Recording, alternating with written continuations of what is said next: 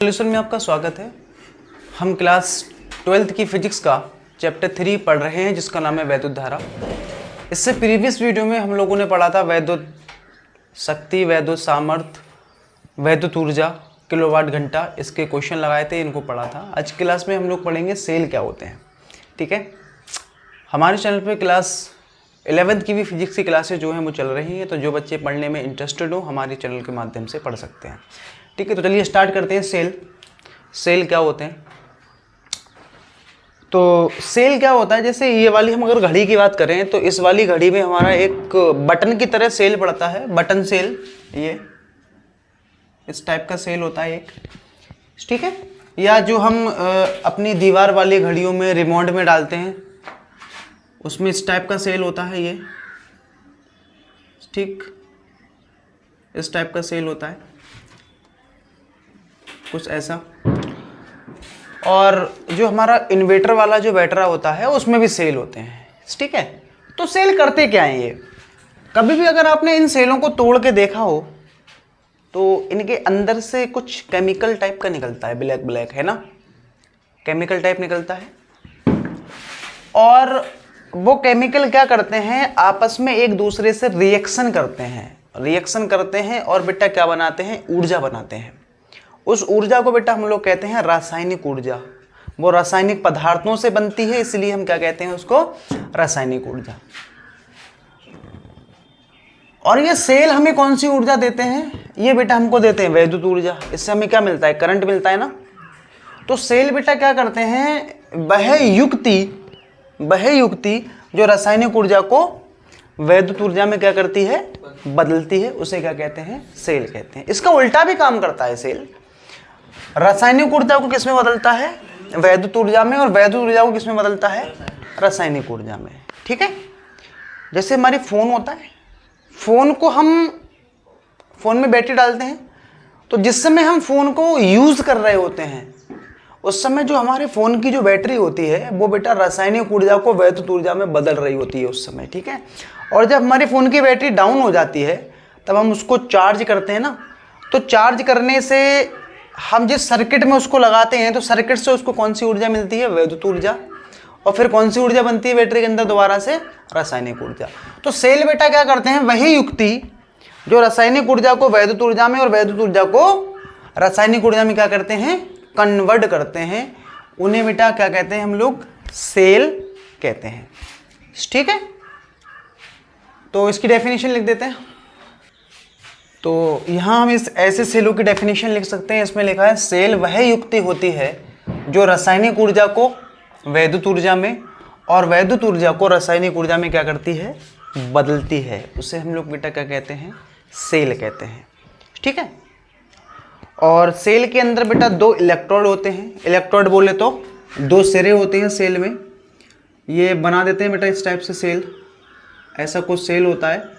और एक सेल में बेटा कितने इलेक्ट्रोड होते हैं, दो इलेक्ट्रोड होते हैं। एक को क्या बोलते हैं, एनोड, और एक को क्या बोलते हैं, कैथोड। एनोड बेटा क्या होता है, एनोड वो सिरा होता है जिस पर क्या होता है, ऑक्सीकरण। ठीक है, एनोड किसे कहते हैं, जिस पर क्या होता है, ऑक्सीकरण। मान लेते हैं इसमें से ये वाला अपना एनोड है और एक बेटा अपना क्या है, कैथोड है। एनोड पर होता है हमारा ऑक्सीकरण और कैथोड पर क्या होता है बेटा, अपचयन होता है। ठीक, और इन दोनों छड़ों को बेटा एक पदार्थ में हम लोग डुबो के रखते हैं। उस पदार्थ को बोला जाता है वैद्युत अपघट्य पदार्थ। ठीक, कौन से पदार्थ, वैद्युत अपघट्य पदार्थ। वैद्युत अपघट्य पदार्थ क्या होते हैं, वे पदार्थ जिनको जल में घोलने पर आयनों में क्या हो जाते हैं, विभक्त हो जाते हैं, उन्हें हम क्या कहते हैं। तो इस टाइप से बेटा ये सेल बनता है। ये हमारा कौन सा पदार्थ है, वैद्युत अपघट्य पदार्थ, वैद्युत अपघट्य पदार्थ। ठीक है, तो सेल बेटा क्या होता है, एक ऐसी युक्ति होती है जो रासायनिक ऊर्जा को वैद्युत ऊर्जा में और वैद्युत ऊर्जा को रासायनिक ऊर्जा में क्या कर सकती है, कन्वर्ट कर सकती है। उसे हम लोग बेटा क्या कहते हैं, सेल कहते हैं। ठीक, तो अगला टॉपिक हम इसमें पढ़ेंगे सेल का आंतरिक प्रतिरोध। सेल का आंतरिक प्रतिरोध, प्रतिरोध, सेल का आंतरिक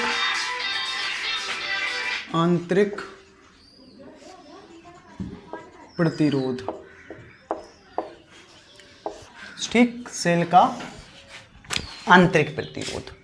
ठीक है, सुनो बेटा, सेल का आंतरिक प्रतिरोध क्या होता है। ये आपको सेल दिख रहा होगा बेटा, यहाँ मैंने एक सेल बनाया है। ठीक है, तो सेल का हमें क्या पढ़ना है, आंतरिक प्रतिरोध। ठीक, आंतरिक का बेटा मतलब क्या होता है, आंतरिक का मतलब होता है अंदर, आंतरिक बोले तो अंदर, और प्रतिरोध बोले तो रुकावट। आंतरिक का मतलब अंदर होता है बेटा, और प्रतिरोध का मतलब क्या होता है, रुकावट। मतलब सेल के अंदर से होने वाली रुकावट, सेल के अंदर से होने वाली रुकावट।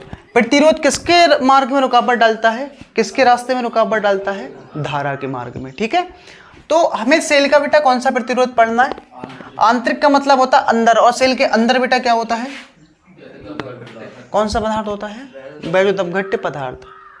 तो किसी सेल के वैद्युत अपघट्य पदार्थ के कारण धारा के मार्ग में जो रुकावट होती है उसे बेटा हम लोग क्या कहते हैं, सेल का आंतरिक प्रतिरोध। बोलो आया कि नहीं आया समझ में। से आंतरिक का मतलब होता है अंदर, प्रतिरोध का मतलब होता है रुकावट। अंदर क्या होता है सेल के, तो रुकावट किसके कारण होगी, वैद्युत अपघट्य पदार्थ के कारण। तो किसी सेल के वैद्युत अपघट्य पदार्थ के कारण धारा के मार्ग में होने वाली रुकावट को क्या कहते हैं, सेल का आंतरिक प्रतिरोध कहते हैं। और याद रखना बेटा, मतलब जितने भी प्रकार के सेल होते हैं, हर सेल के अंदर कोई ना कोई वैद्युत अपघट्य पदार्थ जरूर डालते हैं। बिना वैद्युत अपघट्य पदार्थ डाले आप वो सेल को नहीं बना पाओगे। ठीक है, तो क्या होता है बेटा आंतरिक प्रतिरोध, किसी सेल के वैद्युत अपघट्य पदार्थ के कारण धारा के मार्ग में जो रुकावट होती है उसे क्या कहते हैं, सेल का आंतरिक प्रतिरोध। और याद रखना बेटा, आंतरिक प्रतिरोध को हम लिखते हैं स्मॉल आर से। कौन से आर से लिखते हैं, स्मॉल आर से। और इसको देखो बेटा कैसे प्रदर्शित करते हैं, जैसे हमें सेल का बेटा यहाँ आंतरिक प्रतिरोध दिखाना है। ठीक, किसका दिखाना है हमको, सेल का दिखाना है। तो सेल बेटा याद रखना, सेल हम ऐसे बनाते हैं, इस टाइप से बनता है, एक बड़ी लाइन और एक छोटी लाइन। अगर आपने एक बड़ी लाइन और एक छोटी लाइन और बना दी था बेटा, तो ये इसका मतलब है दो सेल हो गए। और जब दो सेल बन जाते हैं ना, तो वो बैटरी बन जाती है, सेल नहीं रहता है। समझ में आ रही बात। तो हमें बात किसकी करनी है, सेल की। तो क्या करना पड़ेगा, केवल सिंगल ही दिखाना पड़ेगा। और इसी सेल का हमें बेटा साथ में क्या दिखाना है, कौन सा प्रतिरोध, आंतरिक प्रतिरोध। तो क्या करते हैं बेटा, इसको हमेशा साथ में लिखते हैं ऐसे, इस टाइप से, और इसको ऐसे क्लोज कर देते हैं, ऐसे इसको बंद कर देते हैं बेटा, ये इस टाइप से कुछ बॉक्स में। सही है, तो ये बेटा क्या आ गया, इसका आंतरिक प्रतिरोध। ये पूरा सेल है। ठीक, अगर हम इसको ये दोनों सेल, ये सेल के दोनों सिरों पर हम बेटा क्या करें, कोई लोड जोड़ दें। लोड समझते हो, लोड का मतलब कोई बल्ब जोड़ दिया, पंखा जोड़ दिया, एसी, फ्रिज, जो भी आप जोड़ना चाहें जोड़ दो। ठीक है बेटा, तो इससे ये जुड़ गया। इस प्रतिरोध में और इस प्रतिरोध में क्या अंतर है, ये बेटा सेल का कौन सा प्रतिरोध है, ये कौन सा प्रतिरोध है, बाह्य प्रतिरोध। ये कौन सा प्रतिरोध है, ये सेल के खुद का प्रतिरोध है जो उसके वैद्युत अपघट्य पदार्थ के कारण है। और ये बेटा कौन सा प्रतिरोध है, ये बाह्य प्रतिरोध है, इसको लिखते हैं हम लोग कैपिटल आर से। ये बाह्य प्रतिरोध का मतलब होता है आपने इस सेल को जिससे भी कनेक्ट किया है, जैसे इससे बल्ब जोड़ा है या कुछ भी जोड़ा है, बल्ब जोड़ा है तो बल्ब का प्रतिरोध, पंखा जोड़े हो पंखे का प्रतिरोध, जो भी हमने जोड़ा है ये बेटा उसका प्रतिरोध हो जाएगा। बोलो आया कि नहीं आया। तो इसमें ये बाह्य प्रतिरोध कहलाता है और ये वाला क्या कहलाता है, आंतरिक प्रतिरोध। तो डेफिनेशन क्या थी बेटा, किसी सेल के वैद्युत अपघट्य पदार्थ के कारण धारा के मार्ग में जो रुकावट होती है उसे क्या कहते हैं, सेल का आंतरिक प्रतिरोध। और ऐसे बेटा इसको प्रदर्शित करते हैं। ठीक है, तो डेफिनेशन लिख देते हैं इसकी, और ये वाला डायग्राम बेटा बना लेना आप, जिससे चीज़ें याद रहें। तो ऐसे हम बेटा इसकी डेफिनेशन लिख देंगे, किसी सेल के वैद्युत अपघट्य पदार्थ के कारण धारा के मार्ग में होने वाले अवरोध को क्या कहते हैं, सेल का आंतरिक प्रतिरोध स्मॉल आर कहते हैं। ठीक है, तो यहाँ पे डायग्राम बना लेना जिससे समझ में आ जाए। ठीक, तो आगे हमें इसमें टॉपिक डिस्कस करना है सेल का विद्युत वाहक बल। तो अगला टॉपिक हमें इसमें डिस्कस करना है सेल का विद्युत वाहक बल, इलेक्ट्रोमोटिव फोर्स, या इसी को बोलते हैं EMF। ठीक है, तो सेल का बेटा विद्युत वाहक बल क्या होता है, जैसे ये सेल है बेटा यहाँ पर, ठीक, तो सेल या बैटरी का बेटा जो कार्य होता है ना, वो क्या कार्य होता है, आवेश को इस पूरे परिपथ में क्या करना, घुमाने का कार्य होता है। क्या करती है बेटा बैटरी या सेल, आवेश को परिपथ में क्या करती है, उसको घुमाती है। ठीक है, क्या करती है बेटा बैटरी, इस पूरे परिपथ में बेटा आवेश को क्या करती है, घुमाती है। ठीक, तो विद्युत वाहक बल बेटा क्या होता है, किसी सेल के द्वारा एकांक आवेश को, किसी सेल के द्वारा एकांक आवेश को, या ऐसे बोल दो एकांक आवेश को पूरे परिपथ में घुमाने में सेल के द्वारा किया गया कार्य क्या कहलाता है बेटा, मतलब आवेश बेटा क्या हो, इस सेल के ये सेल क्या करे, पूरे आवेश को बेटा परिपथ में क्या करे, घुमा दे। एकांक आवेश को पूरे परिपथ में घुमाने में सेल के द्वारा किया गया कार्य क्या कहलाता है, विद्युत वाहक बल। इसमें बेटा क्या होता है, आवेश हमारा पूरे परिपथ में घूमना चाहिए, तो घुमाएगा कौन आवेश को, इसको कौन घुमाएगा, सेल घुमाएगा। तो एकांक आवेश को पूरे परिपथ में घुमाने के लिए कार्य कौन करेगा, सेल करेगा। सेल के द्वारा किया गया कार्य क्या कहलाता है, सेल का विद्युत वाहक बल। और इसको लिखते हैं कैपिटल ई से। किससे लिखते हैं इसको, कैपिटल ई से। ठीक है, इसके बाद हम पढ़ेंगे बेटा सेल का टर्मिनल विभवांतर। टर्मिनल विभवांतर बेटा क्या होता है, एकांक आवेश को एक बिंदु से दूसरे बिंदु तक ले जाने में किया गया कार्य क्या कहलाता है, हमारा सेल का टर्मिनल विभवांतर। इसमें टर्मिनल में क्या होता है, एक बिंदु से दूसरे बिंदु तक आवेश बस पहुंच जाए, तो इसको जो ले जाने में कार्य करना पड़ेगा बेटा सेल द्वारा, वो क्या कहलाएगा, हमारा टर्मिनल विभवांतर। और पूरे परिपथ में घुमाने के लिए जो कार्य करना पड़ेगा, पूरे परिपथ में, पूरे में मतलब वहीं आ जाए लौट के, तो उसे क्या बोलेंगे हम लोग, विद्युत वाहक बल। एकांक आवेश को पूरे परिपथ में घुमाने के लिए सेल के द्वारा किया गया कार्य क्या कहलाता है, सेल का विद्युत वाहक बल।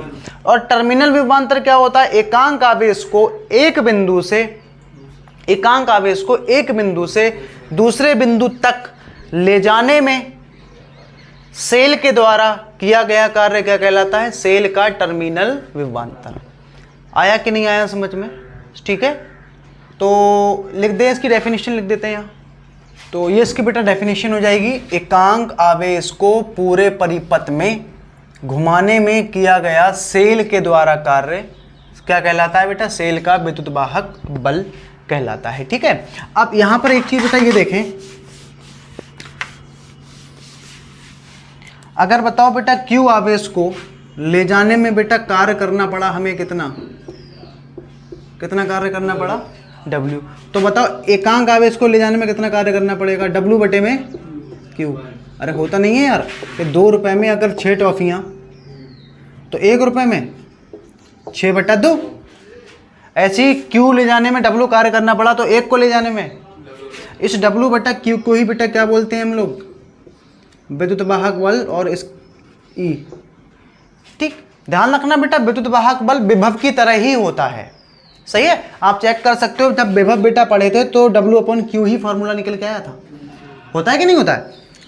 तो अब यहाँ पर हम बेटा इसके मात्रक की बात कर लेते हैं। मात्रक भी बेटा सेम होगा, सबके सेम होगा विभव की तरह।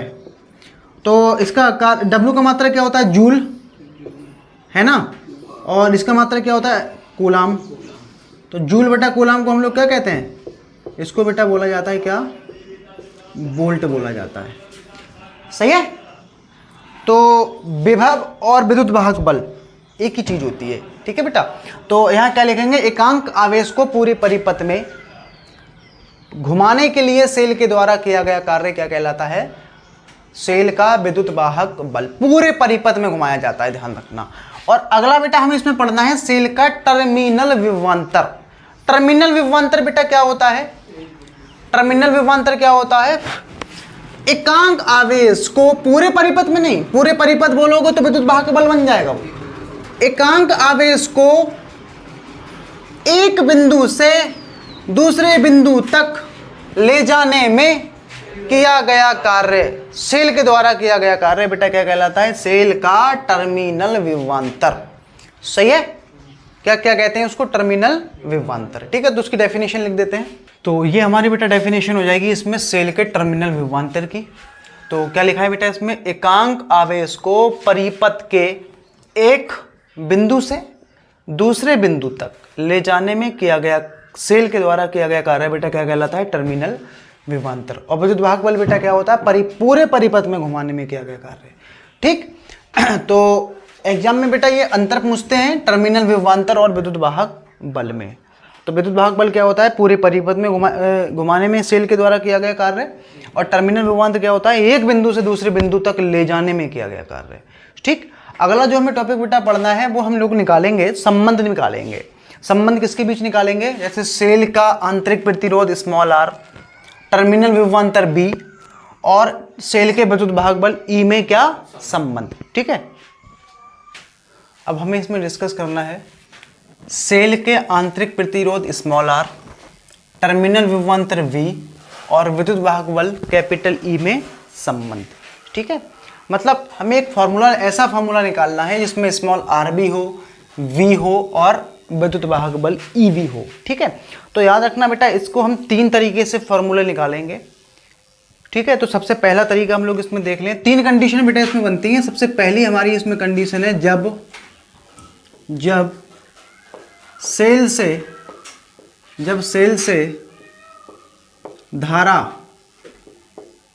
से धारा ले रहे हों, या आप इसको ऐसे ही बोल सकते हैं जब सेल को हम क्या कर रहे हों?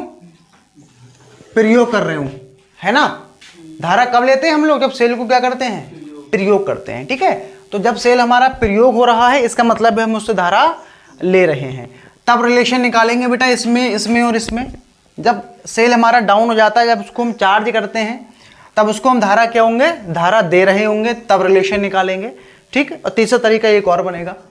तो इसका पहले छोटा सा डायग्राम बनाते हैं बेटा। देखो सेल कैसे बनाते हैं हम, इस टाइप से सेल बनता है। ये हमारा ये सेल आ गया, है ना। और आंतरिक प्रतिरोध कैसे दिखाते हैं इसका? इस टाइप से। ठीक, और यहाँ बेटा क्या जोड़ देते हैं? एक यहाँ पर जोड़ देते हैं एक बाह्य प्रतिरोध।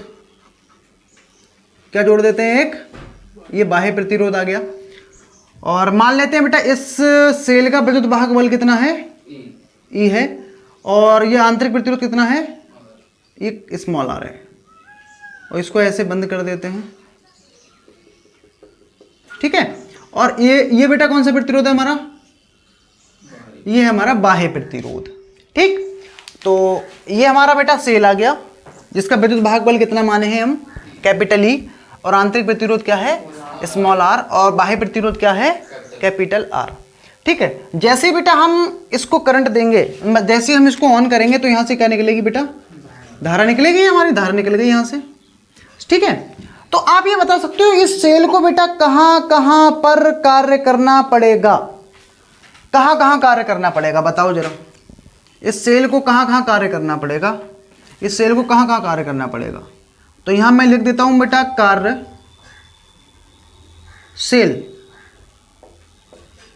सेल को कहां कहां बेटा कार्य करना पड़ेगा। मतलब सेल के द्वारा किया गया कार्य कहां कहां सेल कार्य करेगा बेटा?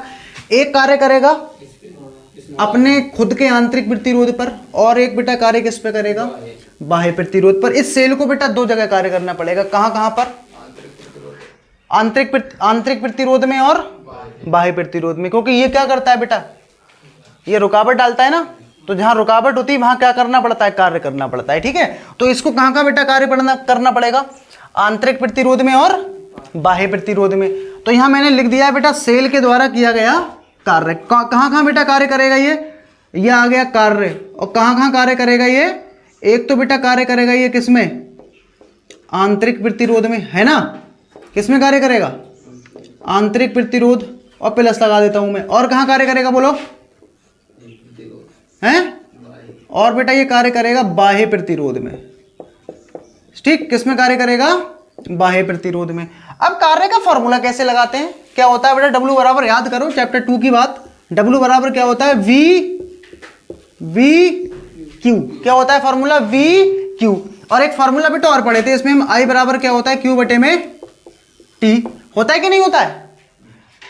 आवेश प्रवाह की दर को धारा कहते हैं। तो अगर हम यहां से Q का मान लगाएं तो क्या हो जाएगा, ये Q बराबर आई टी। तो यहां लगा देते हैं डब्ल्यू बराबर क्या आ जाएगा, वी आई टी। एक फॉर्मूला ही आ गया। ठीक है। अगर हम बेटा ओम के नियम की बात करें, ओम का बेटा नियम क्या होता है, बी बराबर अगर हम बी की जगह पे ये रख दें तब क्या आ जाएगा फॉर्मूला, ये आई स्क्वायर आर टी। ये भी बेटा फॉर्मूला है हमारा डब्ल्यू का। बस फर्क इतना है, ये हमारा बेटा विभव के पदों में है और ये वाला हमारा प्रतिरोध के पदों में है। ठीक है। तो यहां पर कौन सा लगाएं, आप बता सकते हो बेटा सेल में कितना कार्य, सेल के अंदर टोटल ऊर्जा कितनी है। तो ई हमने क्या माना है, इसका विद्युत वाहक बल।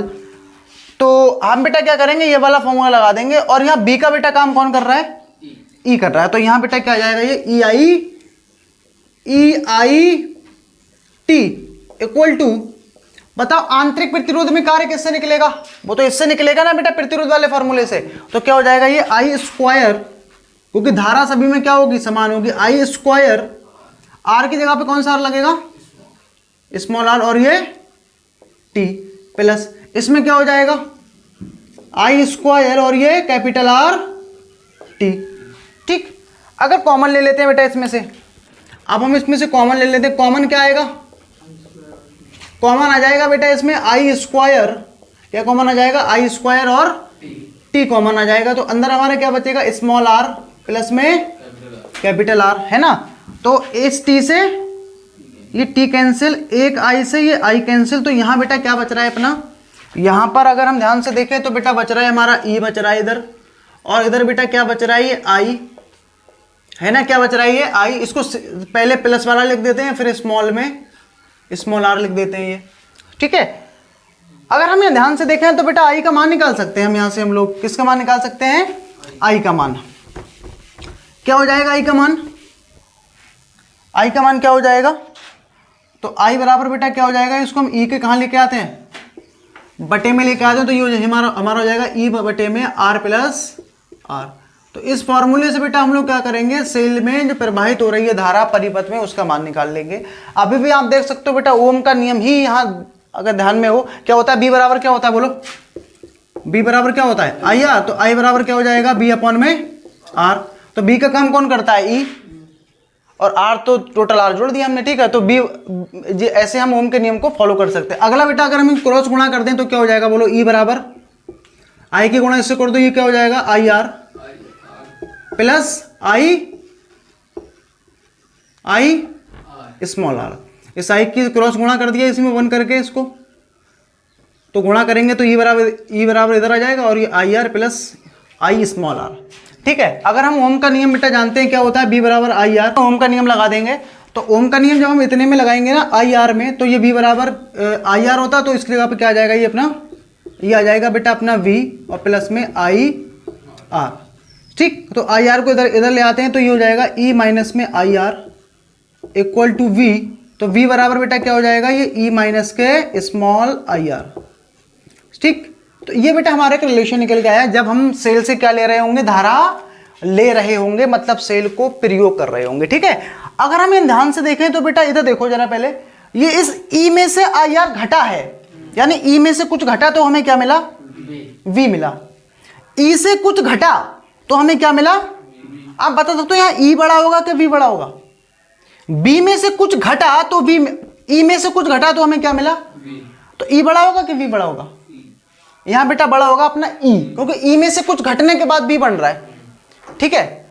तो ई है क्या, सेल का विद्युत वाहक बल, और वी क्या है, टर्मिनल विभवांतर। मतलब जब सेल से हम धारा ले रहे होंगे तब सेल का बेटा विद्युत वाहक बल उसके टर्मिनल विभवांतर से क्या होगा, अधिक होगा। तो मैं यहां से लिख देता हूं, जब सेल से धारा ले रहे होते हैं, जब सेल से धारा ले रहे होते हैं तो सेल का विद्युत वाहक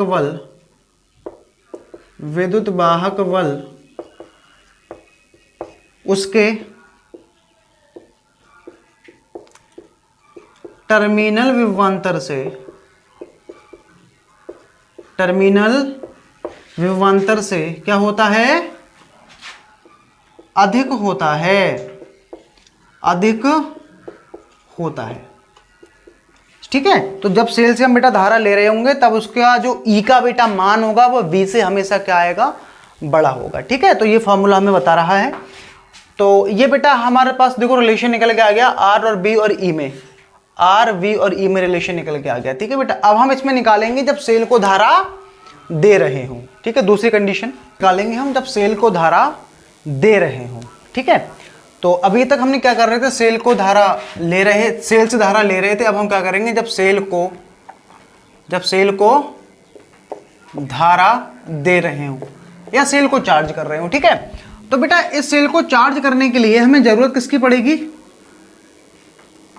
किसी न किसी चार्जर की जरूरत पड़ेगी। ठीक है, तो हम क्या करते हैं, इन दोनों सिरों को किससे जोड़ेंगे, एक चार्ज किससे करोगे इसको, तो हमने ये मान लिया ये बेटा हमने कोई एक चार्जर जोड़ दिया इसके साथ में। ठीक है, ये अपना क्या आ गया, एक ये बेटा चार्जर है। ठीक, और कितने वोल्ट का चार्जर है ये हमारे पास 20 वोल्ट का चार्जर है। ठीक है, कितने वोल्ट का चार्जर है बेटा, ये हमारे पास 20 वोल्ट का चार्जर है, यहां से धारा आ रही है आई। ठीक, तो इस बार बताओ बेटा कार्य कौन करेगा, ये सेल कार्य करेगा कि ये चार्जर कार्य करेगा, कार्य करेगा बेटा इस बार चार्जर। चार्जर क्यों जोड़ा ये समझ में आ रही है बेटा बात, क्योंकि हम सेल को धारा दे रहे हैं, तो सेल को धारा देने के लिए बेटा हम यूज करेंगे किसका, चार्जर का। और मान लेते हैं कितने वोल्ट का बेटा चार्जर है, ये 20 वोल्ट का चार्जर है। तो इस बार कार्य कौन करेगा, कार्य करेगा बेटा चार्जर। कहां कहां बेटा कार्य करेगा, एक कार्य करेगा बेटा ये सेल में, और कार्य कहां करेगा, सेल के आंतरिक प्रतिरोध में। दो जगह बेटा इस चार्जर को हमें, चार्जर को क्या करना पड़ेगा, कार्य कहां पर, सेल में और सेल के आंतरिक प्रतिरोध में। तो मैं क्या लिखूंगा यहां पर, W मतलब किया गया कार्य चार्जर के द्वारा। कहां कहां बेटा कार्य करेगा चार्जर हमारा, ये बेटा कार्य करेगा सेल में, कार्य करेगा। और भैया कहां कार्य करेगा बेटा, ये करेगा बेटा आंतरिक प्रतिरोध में कार्य करेगा, आंतरिक प्रतिरोध। दो जगह बेटा इसको कार्य करना पड़ेगा। ठीक है, तो अभी बेटा हम फॉर्मूला लिखे थे यहाँ पर, W बराबर क्या लिखा था, दो फॉर्मूला लिखे थे, एक था बेटा VIT और एक था हमारा W बराबर I स्क्वायर RT, थे ना।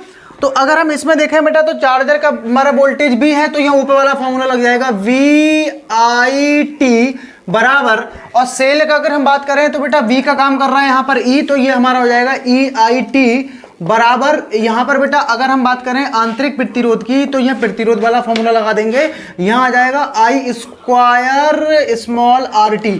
कुछ कॉमन है, क्या कॉमन है बोलो जल्दी से, यहां पर बेटा कॉमन है अपना, एक तो I कॉमन है और एक क्या कॉमन है बेटा, ये T कॉमन है।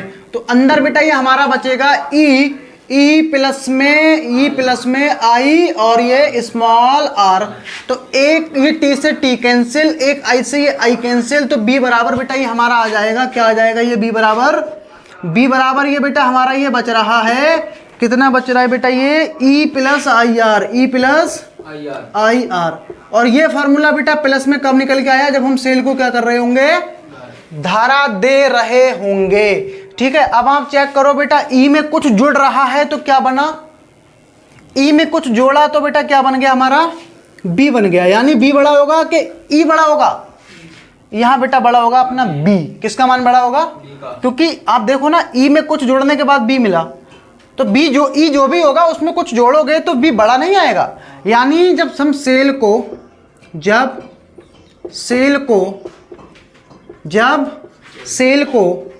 धारा दे रहे होते हैं तो सेल का टर्मिनल विभवांतर उसके विद्युत वाहक बल से अधिक, विद्युत वाहक बल से अधिक होता है। तो ये बेटा हमारा रिलेशन निकल के आएगा किस कंडीशन के लिए, जब हम सेल को क्या दे रहे होंगे, धारा दे रहे होंगे। तीसरी बेटा इस मानी, ये दूसरी कंडीशन थी, इसमें तीसरी बेटा कंडीशन होगी जब सेल कैसे परिपथ में हो, खुले परिपथ में हो। कैसे परिपथ में हो, खुला परिपथ। जब सेल कैसे परिपथ में हो, खुले, जब सेल खुले परिपथ में हो, परिपथ में हो, ठीक है। अच्छा, जब बेटा सेल हमारा खुले परिपथ में होगा, सेल हमारा कैसा हो, खुले परिपथ में। खुला परिपथ कैसा होता है, जैसे अभी बताओ बेटा ये परिपथ कैसा है, इधर देखो जरा, ये बताओ ये वाला परिपथ कैसा है, ये इस समय परिपथ कैसा है, सभी तरफ से कैसा है, बंद है।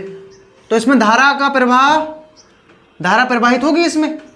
खुला परिपथ कैसा होता है, खुला परिपथ देखो ऐसा होता है, ये परिपथ क्या हो गया, अब खुल गया, तो धारा बेटा यहां तक तो आएगी लेकिन आगे नहीं जा पाएगी। क्यों? क्योंकि यहाँ परिपथ कैसा है, क्योंकि हवा बेटा कभी भी, सॉरी, धारा कभी भी हवा में तो होती नहीं है। आप सोचो यहाँ हवा में होते हुए यहाँ चली जाए, ऐसा होगा क्या? तो धारा क्या होगी इस समय, बोलो, धारा का मान क्या हो जाएगा खुले परिपथ में, आई बराबर क्या हो जाएगा, 0। आई बराबर क्या हो जाएगा, अगर हम बेटा यहाँ 0 यहाँ लगा दें, हमारा ये परिपथ खुला है तो धारा कितनी होगी, क्योंकि बेटा धारा आगे नहीं जा पाएगी, क्योंकि परिपथ हमारा क्या है, खुल गया है ये, ठीक है। जब आगे यहाँ बीच में एयर होगी, हवा होगी, तो हवा में तो जाएगी नहीं धारा, तो धारा का मान कितना हो जाएगा, 0। अगर हम ये आई बराबर 0 यहाँ पर लगा दें तो ये बी बराबर क्या हो जाएगा, बी बराबर ई, क्योंकि ये वाला हमारा टर्म क्या हो जाएगा, आई आर, आई के 0 लगाओगे, ये 0 मतलब बी बराबर क्या हो जाएगा, ई।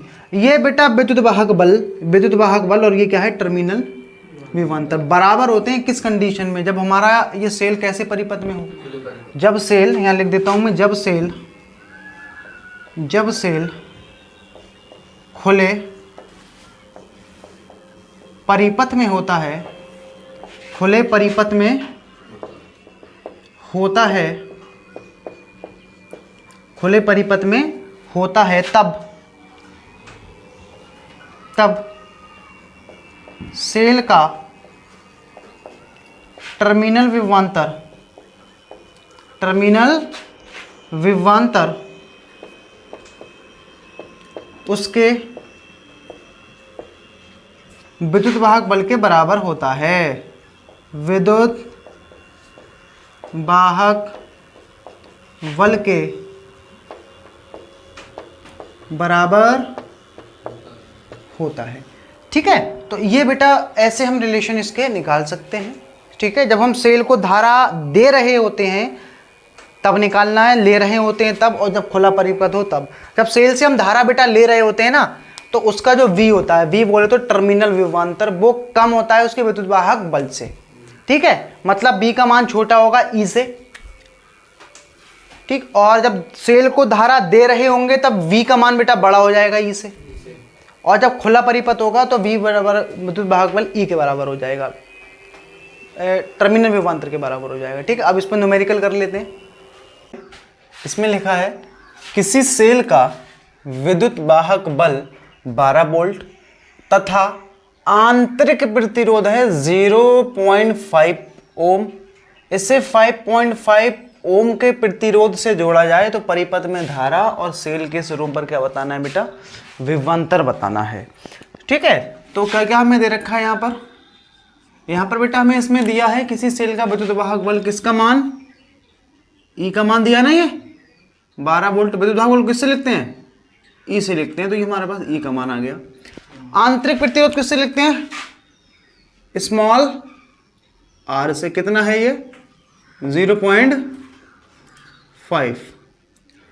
इसे 5.5 ओम के प्रतिरोध से जोड़ा गया है, मतलब ये प्रतिरोध हमने सेल के साथ जोड़ा है, तो ये कौन सा प्रतिरोध हो जाएगा हमारा, ये हो जाएगा बेटा कैपिटल आर, मतलब बाह्य प्रतिरोध 5.5 ओम, ठीक।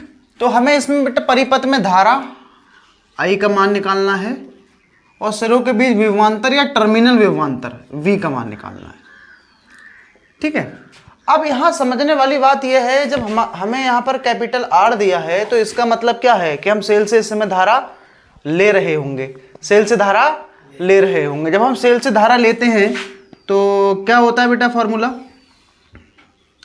तो I बराबर क्या होता है, E बटे में R प्लस R, यहाँ से हम I का मान निकाल लेंगे। E का मान बेटा कितना है, E का मान है 12 और R का मान है हमारा 5.5 और स्मॉल r है अपना 0.5। जुड़ के आ जाएगा ये 12 बटा, इसको इसमें जोड़ेंगे तो ये 6 हो जाएगा, ये कट के कितना आ जाएगा हमारा 2। तो हमें धारा मिल गई बेटा इसमें कितनी, 2 एम्पियर की हमें करंट मिल गई यहाँ पर। ठीक है, और हमें क्या बताना है बेटा, V का मान बताना है। याद रखना इस समय हम सेल से धारा ले रहे हैं कि सेल को धारा दे रहे हैं, सेल से धारा ले रहे हैं। कैसे पता, क्योंकि बेटा ये कैपिटल R है, सेल के साथ कैपिटल R जोड़ा है तो इसका मतलब हम सेल को इस समय यूज कर रहे हैं, यानी सेल से धारा लेने पर, सेल से धारा लेने पर कौन सा फॉर्मूला लगाते हैं, B बराबर E माइनस का IR। तो B का मान यहां से मिल जाएगा, E हमारा कितना है यहाँ पर 12 है, I का मान हमारा 2 आया है देखो, और स्मॉल r है हमारा 0.5, तो ये हमारा हो जाएगा 12 और 2 किससे गुणा करोगे तो ये हमारा हो जाएगा 1, तो ये हमारा बचेगा 11 वोल्ट। कितना आ गया ये 11 वोल्ट। तो आप ऐसे भी चेक कर सकते हो कि जब हम सेल को यूज़ कर रहे होते हैं, उससे धारा ले रहे होते हैं, जो तब उसका जो टर्मिनल विभवांतर होता है वो उसके विद्युत वाहक बल से बेटा क्या होता है, कम होता है। आप चेक कर लो, विद्युत वाहक बल बड़ा है और टर्मिनल विभवांतर हमारा क्या है, कम है। ठीक, तो ये कंडीशन ये हम ऐसे चेक कर सकते हैं कि हमारा आंसर सही है कि गलत है। ठीक है, अगला क्वेश्चन करते हैं। तो इसमें हमारा दूसरा क्वेश्चन है, इसमें लिखा है एक 1.5 वोल्ट विद्युत वाहक बल वाले सेल का आंतरिक प्रतिरोध और 2.9 ओम के बाह्य प्रतिरोध से जोड़ने पर सेल के सिरों पर विभवांतर हमें बेटा ज्ञात करना है।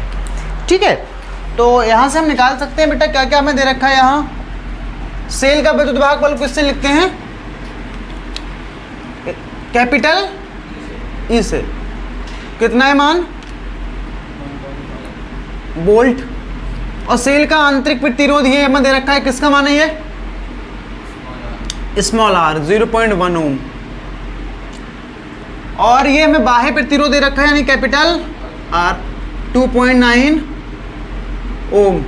तब बताना है हमको यहाँ V का मान बताना है बेटा कितना होगा, B का मान हमको फाइंड करना है यहाँ पर कितना होगा। ठीक है, तो क्या करते हैं बेटा, पहले धारा निकाल लेते हैं। I बराबर क्या हो जाएगा, E बटे में R प्लस R, E का मान है हमारा 1.5 और कैपिटल R है 2.9 प्लस और स्मॉल r है 0.1, तो ये हो जाएगा 1.5 और ये जुड़ के हो जाएगा बेटा 3.0, तो 0 से 0 कैंसिल, 15 एकम 15, 15 दूनी 30, तो 1/2 यानी I हम कह सकते हैं बेटा 0.5 एम्पियर। इतनी एम्पियर की तो बेटा करंट आ रही है निकल के ये। और हमें यहाँ क्या निकालना है, स्मॉल V का मान निकालना है, सॉरी V का मान। ठीक, तो चाहे तो हम यहाँ पर ओम का नियम लगा दें। ठीक, B बराबर IR निकल के आ जाएगा, या फिर बेटा सेल, अभी हम सेल से धारा ले रहे हैं तो सेल से धारा लेने पर क्या होता है बेटा, V बराबर क्या हो जाता है, E माइनस IR। E का मान कितना है हमारा 1.5 माइनस स्मॉल I कितनी है 0.5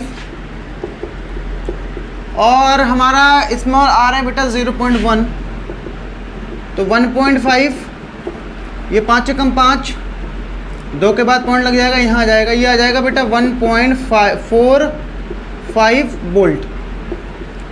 ठीक, अगर आप ये नहीं लगा सकते हो तो ओम का नियम लगा दो, B बराबर IR, तब भी हमारा आंसर आ जाएगा। I का मान हमारा कितना आया था बेटा 0.5 और R हमारा कितना है 0.9। इसको सॉल्व करेंगे इतना ही आने वाला है।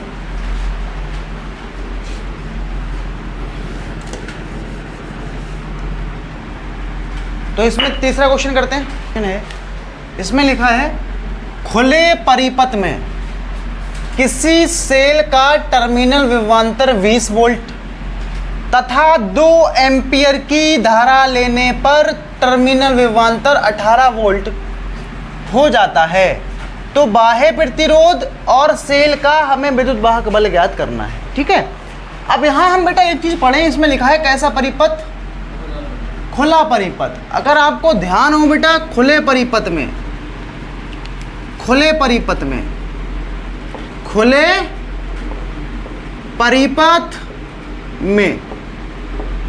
है ना, खुले परिपथ में बेटा क्या होता है, आई हमारी कितनी हो जाती है, 0 हो जाती है खुले परिपथ में। जब परिपथ खुला है तो करंट आगे नहीं जाएगी, तो आई बराबर, और जब आई 0 तो ई बी किसके बराबर हो जाता है, ई के। तो यहाँ बताओ ये टर्मिनल विभवांतर कितना दिया है, 20। तो ये दोनों चीजें बेटा क्या क्या होंगी, 20-20 वोल्ट हो जाएंगी ये। ठीक है, आगे इसमें लिखा है 2 एम्पियर की धारा लेने पर, 2 एम्पियर की धारा बेटा लेने पर यहाँ लिख दे रहा हूं मैं, धारा लेने पर कितनी धारा ली है, आई का मान कितना है, 2 एम्पियर। तब इसका टर्मिनल विभवांतर बी का मान कितना हो जाता है,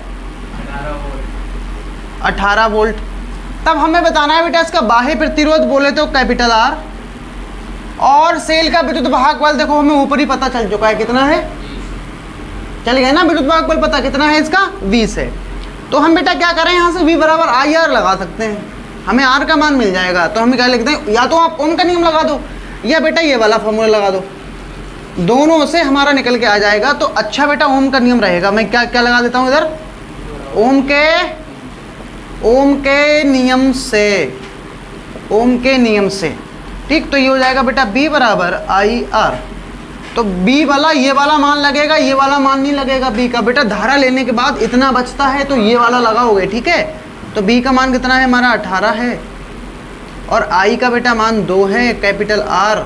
तो इसको काट डालेंगे तो 9 आ जाएगा, तो R बराबर आ जाएगा बेटा हमारा 9 एम्पियर। ठीक, तो ऐसे बेटा हम ओम का नियम लगा के इसमें इसको सॉल्व कर लेंगे। अगला क्वेश्चन करते हैं, इसमें लिखा है जब सेल से 1 एम्पियर की धारा लेते हैं तो टर्मिनल विभवांतर 10 वोल्ट तथा 1.5 एम्पियर की धारा लेने पर यह 9 वोल्ट हो जाता है। तब हमें सेल का विद्युत वाहक बल और आंतरिक प्रतिरोध स्मॉल r का मान हमें क्या करना है बेटा, ज्ञात करना है। ठीक है, तो कैसे करेंगे इस क्वेश्चन को, तो इसमें क्या क्या निकालना है बेटा हमें, सेल का विद्युत वाहक बल बोले तो कैपिटल E, टर्मिनल विभवांतर बोले तो स्मॉल r का मान। ध्यान रखना बेटा इसमें लिखा है जब सेल से 1 एम्पियर की धारा लेते हैं। ठीक है, सेल से धारा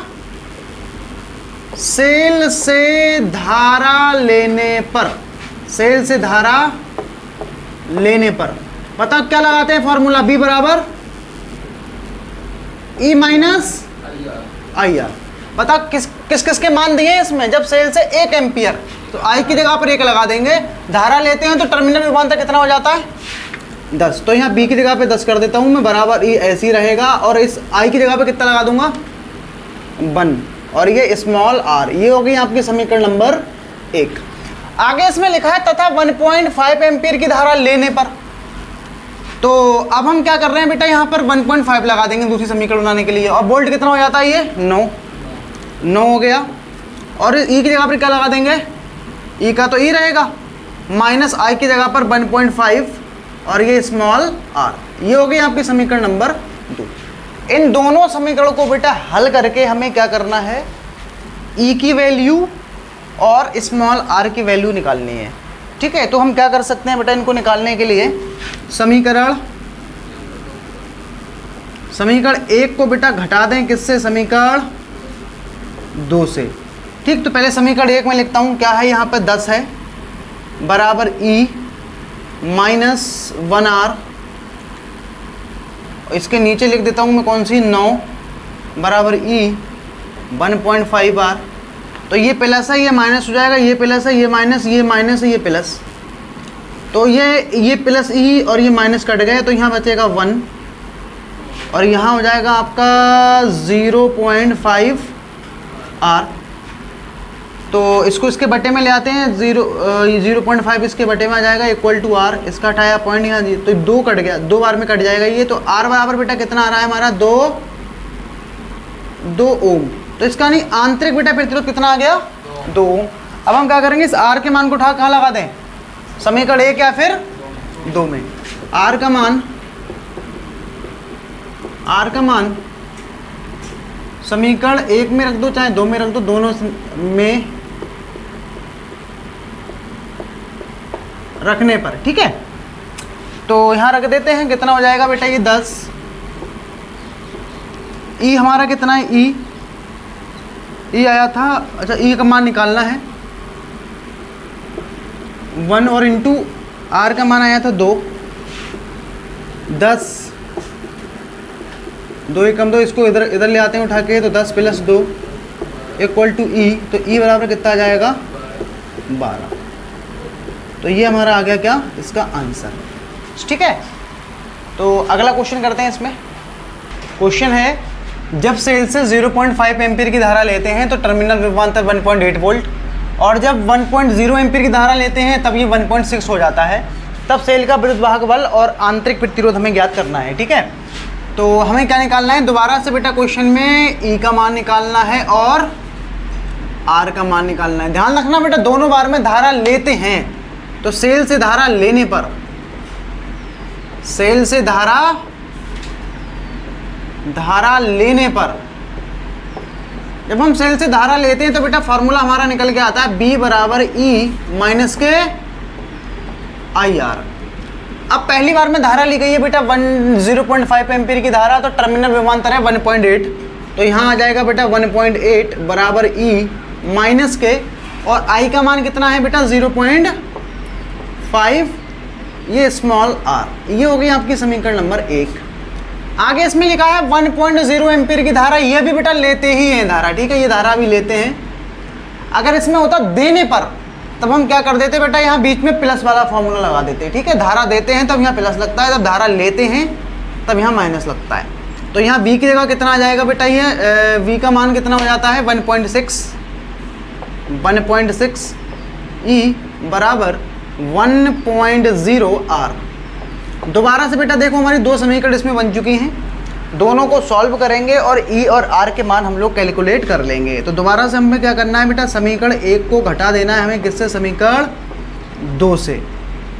तो समीकरण 1 है हमारी 1.8 इक्वल टू E माइनस का 0.5 R, और ये है हमारी 1.6 इक्वल टू E माइनस के 1.0 R। तो इसके साइन को बदल देंगे, ये प्लस है माइनस, ये प्लस है, ये माइनस, ये माइनस, ये प्लस, तो इससे ये कट जाएगा। यहाँ बचेगा बेटा अपना इसमें से घटाएंगे तो ये बचेगा 0.2 इक्वल टू, और ये बचेगा अपना 0.5 R। तो इसके पॉइंट से ये पॉइंट कैंसिल कर देंगे, तो R बराबर बेटा हमारा ये आ जाएगा 2/5। तो इसको काट देंगे तो ये हमारा आ जाएगा 0.4 ओम। तो ये स्मॉल r आ गया बेटा, आंतरिक प्रतिरोध हमारा 0.4। अब हमें निकालना है E का मान, तो क्या करेंगे हम लोग, R का मान समीकरण 1 में रखने पर, समीकरण 1 है भैया हमारी B बराबर E, और ये कितना है, ये कितना था समीकरण 1 1.8 इक्वल टू E और 0.5, और यहाँ पर हम क्या करेंगे, ये 0.4 लगा देंगे, ठीक। तो ये आ जाएगा 1.8 इक्वल टू E, 4×5 20, इतना आ जाएगा हमारा ये बेटा। तो इसको हम इधर ले आते हैं, 1.8 प्लस 0.20 इक्वल टू E, इनको जब हम जोड़ेंगे तो आ जाएगा हमारा ये 0.2 वोल्ट। तो यही हमारा बेटा क्या हो जाएगा, आंसर हो जाएगा, ठीक है। तो अगला क्वेश्चन करते हैं। इसमें अगला क्वेश्चन है, इसमें लिखा है खुले परिपथ में एक सेल की प्लेटों के बीच विभवांतर हमें दे रखा है 1.5 वोल्ट। इस सेल को 10 ओम के प्रतिरोध से जोड़ने पर प्लेटों के बीच विभवांतर 1.2 वोल्ट हो जाता है। तब इसका हमें क्या निकालना है, सेल का आंतरिक प्रतिरोध निकालना है, ठीक है। तो यहाँ पर आप ध्यान से देखो बेटा, तो खुला परिपथ की बात कर रहा है वो। कौन सा परिपथ? खुला परिपथ होने पर, खुला परिपथ, खुला परिपथ होने पर। बताओ बेटा, अगर परिपथ खुला होता है तब क्या होता है? धारा का मान, तब B किसके बराबर हो जाता है? E। जब परिपथ खुला है तो वोल्टेज कितना है? 1.5। तो यहाँ से आप देख सकते हो बेटा E का मान कितना हो जाएगा हमारा? 1.5 वोल्ट। ठीक है, लिखा है इस सेल को 10 वोल्ट के परिपथ से जोड़ने पर, 10 ओम के प्रतिरोध से जोड़ने पर प्लेटों के बीच बेटा विभवांतर हो जाता है 1.2 वोल्ट। तब इसका हमें डायग्राम बनाना है, और डायग्राम बनाकर बेटा क्या निकालना है? आंतरिक प्रतिरोध। तो इसका डायग्राम बना देते हैं। तो कैसे बनाते हैं बेटा डायग्राम? देखो, ये हमारा आ गया बाह्य प्रतिरोध, और ये हमारा आ गया क्या? सेल। ये क्या आ गया? सेल का आंतरिक प्रतिरोध। तो ये कितना वोल्टेज, ये कितना ओम है? ये 10 ओम का है। ठीक, इसका विद्युत भाग बल कितना है? 1.5 वोल्ट। इसको मान लेते हैं स्मॉल r। ठीक है, और यहां से बेटा इसमें क्या प्रवाहित हो रही होगी? धारा हमारी प्रवाहित हो रही होगी। ठीक है, तो हमें यहां से स्मॉल r का बेटा मान कैलकुलेट करके दिखाना है कितना होगा। तो इसमें धारा का बेटा मान तो दिया नहीं है हमें। सबसे पहले क्या करता, नियम लगा लेते हैं। किसका नियम? तो यहाँ लिख देते हैं ओम के नियम से, ओम के नियम से। देखो बेटा, ओम का नियम क्या होता है? B बराबर IR। तो बताओ B कितना हो जाता है बेटा? ये R जोड़ने पर वोल्टेज 1.2 हो गया। यहाँ से I बेटा निकल जाएगा। और कैपिटल R कितना है? कैपिटल R ये 10 है। तो I बराबर क्या आ जाएगा बेटा? ये 1.2 बटे में 10 है ना। बटे में कितना आ जाएगा? 10 आ जाएगा। इसको भाग करेंगे तो ये हमारा आ जाएगा 0.12 एम्पियर। ये आ गई बेटा हमारी क्या निकल के? धारा निकल के। बट हमें स्मॉल r का बेटा मान निकालना है, तो क्या करें हम? B बराबर क्या लगा दें? E माइनस के I R। तो B का मान कितना है बेटा? B का हमारा मान है 1.2। E कितना है? E का बेटा मान है हमारा 1.5। I कितनी है? I हमने निकाली थी अभी 0 पॉइंट, और स्मॉल r यहाँ से निकल जाएगा, है ना। तो ये आ जाएगा हमारा 1.2। तो एक काम करते हैं बेटा, इसको उठा के इधर ले आते हैं। तो ये हमारा आ जाएगा 0.12 इंटू में r, ये 1.5। इसको इधर ले जाएंगे तो 1.2 हो जाएगा ये। तो 1 इक्वल टू ही बचेगा 0.3। इसको बटे में कर देते हैं तो 0.3 ये बटे में आ जाएगा 0.12। तो यहाँ पॉइंट के बाद एक अंक है, यहाँ 2 है, यहाँ 0 बढ़ा के इसको ऐसे उड़ा देते हैं। तो ये r बराबर हमारा आ जाएगा बेटा 30/12। 30/12। तो काट देते हैं बेटा इसको। 3 से ये कटेगा 10 बार में, और ये कटेगा कितने? 3 चौक 12, 4 बार में। 2 से काट देते हैं 5, और यहाँ आ जाएगा 2। तो 5 का बेटा आधा कितना होता है? यानी 2.5। तो 2.5 ओम बेटा इसका क्या आएगा? आंतरिक प्रतिरोध। ठीक है, अगला क्वेश्चन करते हैं। हमारा अगला क्वेश्चन है, इसमें लिखा है 60 ओम के बाह्य प्रतिरोध को बैटरी के टर्मिनलों से जोड़ने पर 0.3 एम्पीयर की धारा प्रवाहित होती है, तथा प्रतिरोध घटाकर 30 ओम कर देने पर धारा का मान 0.5 एम्पीयर हो जाता है। तब बैटरी का हमें विद्युत वाहक बल यानी E का मान और उसका आंतरिक प्रतिरोध स्मॉल r का मान हमें क्या करना है? ज्ञात करना है। ठीक है, तो लिख लेते हैं बेटा। प्रथम दशा में, कौन सी दशा में? प्रथम दशा में प्रतिरोध कितना था? कितना था बेटा? r का मान 60 था, है ना। और 60 पे करंट कितनी प्रवाहित हो रही थी इसमें? I का मान 0.3 एम्पियर। ठीक, एक फार्मूला बेटा हम लोग पढ़े थे, I बराबर क्या होता है बोलो जरा? E बटे में R प्लस आर। पढ़े थे कि नहीं पढ़े थे?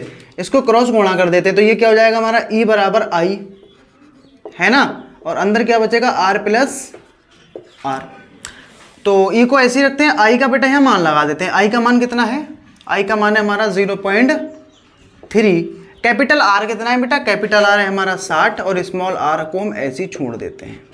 ठीक, तो चाहो तो आप इसको अंदर गुणा कर लो, तो ये हमारा कितना हो जाएगा 0.3 इंटू 60 प्लस 0.3 इंटू में आर। तो इसको हटा देते हैं, यहाँ पॉइंट बढ़ जाएगा, एक जीरो से जीरो कट जाएगा ये, तो ये हो जाएगा 6×3 18 प्लस 0.3 आर।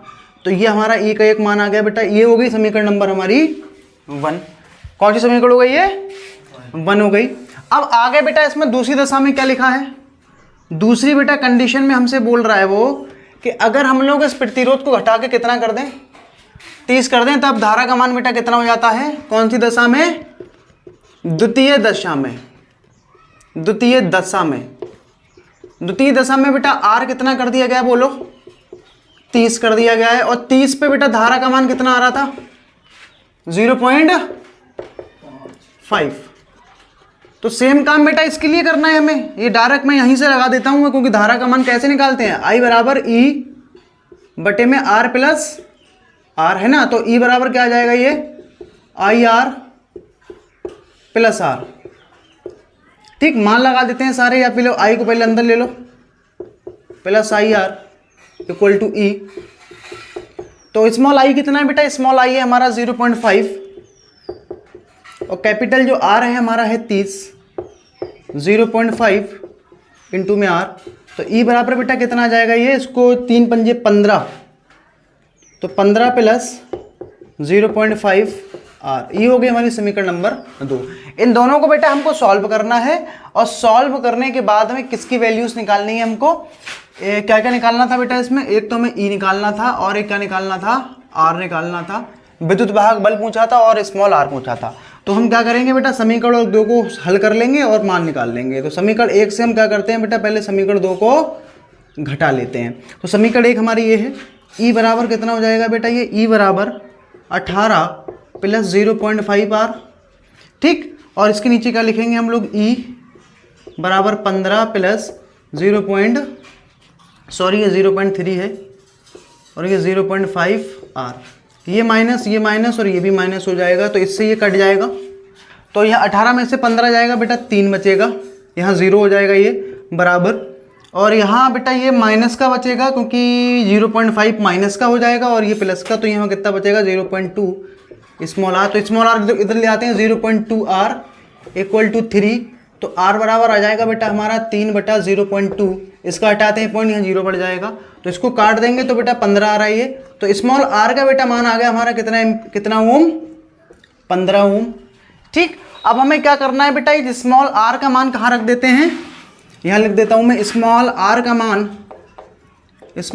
का मान समीकरण, चाहे तो आप 1 में रख दें या फिर 2 में रख दें, समीकरण 1 में रखने पर। तो समीकरण 1 बेटा हमारी कहाँ है? ये है। तो ये है ई बराबर 18 प्लस 0.3, और आर का मान कितना आया था बेटा? हमारा 15 आया था। ठीक, तो ये हो जाएगा 18 प्लस 15 3 45 यानी 4.5। तो यहाँ कितना बचेगा बेटा? ये तो ये हमारा 15 3 45 यानी 4.5, और इन दोनों को जोड़ देंगे तो ये हमारा आ जाएगा 22.5 वोल्ट। तो ये हमारा मान आ गया किसका? विद्युत वाहक बल का। तो हमें विद्युत वाहक बल पूछा था और स्मॉल आर का मान पूछा था। ठीक है, तो मिलते हैं नेक्स्ट वीडियो में, जिसमें हम लोग सेलों के संयोजन को पढ़ेंगे, इनको जोड़ेंगे हम लोग श्रेणी क्रम में, समांतर क्रम में और एक मिश्रित क्रम में। ठीक है, आज की वीडियो में हम लोगों ने जाना था कि सेल का आंतरिक प्रतिरोध, विद्युत वाहक बल, टर्मिनल विभवांतर और उसके सवाल वगैरह लगाए थे, संबंध निकाला था। ठीक है, तो आज की वीडियो में इतना काफ़ी है, मिलते हैं नेक्स्ट वीडियो में। Thank you.